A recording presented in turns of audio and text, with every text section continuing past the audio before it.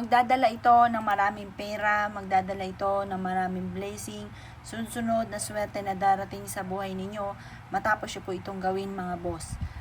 Subukan nyo po ito sa pamamagitan lang ng asin. Ang asin ay isa sa very powerful na humihigop ng mga negative energy.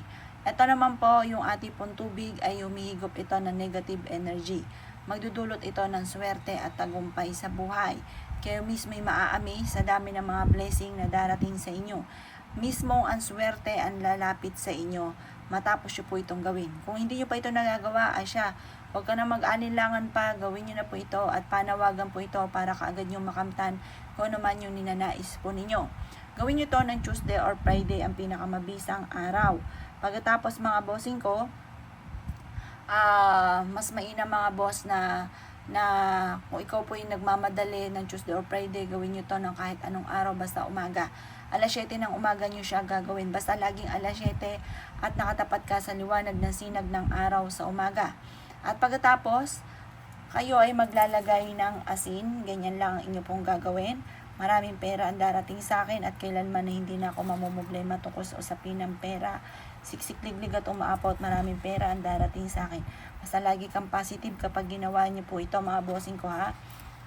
Laging siksik-liglig at umaapot, maraming pera ang darating. Ganun po ang inyo pong sasabihin. Maraming pera. Yan, hindi na ako mamumblema tungkol sa usapin ng pera. Maraming pera ang darating. Ganyan po mga boss. At pagkatapos mo nyo pong gawin po ito, ibilad nyo ito sa sinag po ng araw na mga bandang alas 7 hanggang alas 8.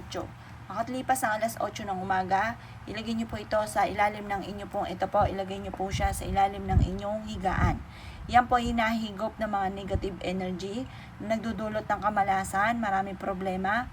Kaya mas mainam meron kang ganito para hindi nyo na makamtan kung ano man ang mga problema na maaari nyong pagdaanan. Subuko na po yan. Maswerte po yan mga bossing. Basta yung ating tubig ay wag lang magdudumi. Kapag po ito'y nagdumi, ibuhos nyo lamang po sa lababo. Buksan nyo po ang inyo pong gripo at para tuloy-tuloy na pasok ng swerte at mapapansin niyo na maraming blessing ang darating po sa inyo matapos nyo po itong gawin.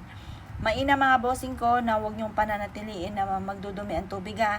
Kapag po yung nagdumi, marami na yung nahigop na negative energy. Itapon nyo lamang po sa may lababo, hugasan itong magaling at pagkatapos mga bossing ko ay lagyan nyo po ito ng tubig at ulitin nyo po muli yung proseso ng aking pong itinuro na bubudbudan ng asin habang kayo ay paulit-ulit na nagwi-wish. Pagkatapos mga bossing ko, ito po isa sa mga sikreto. Kapag gumawa ka ng ganito, ay sikreto nyo na lamang. I-share nyo lang yung ating video kung kayo po ay concern sa mga tao na laging minamalas at naisyo po na sila po ay swertehin rin sa buhay. Yun po, okay po yun. Huwag nyo na lang pagsasabi na gumawa po kayo mga boss.